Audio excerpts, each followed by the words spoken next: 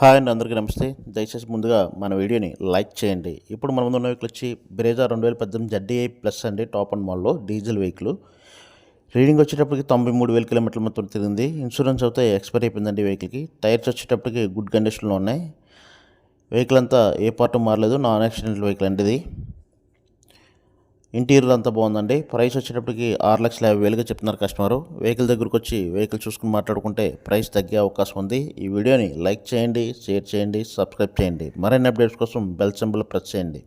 మీ దగ్గర ఏదైనా వెహికల్ సేల్కున్నట్లయితే నా వాట్సాప్ నెంబర్కి సెండ్ చేయండి. మన ఛానల్ని సపోర్ట్ చేయండి. Thank you very much.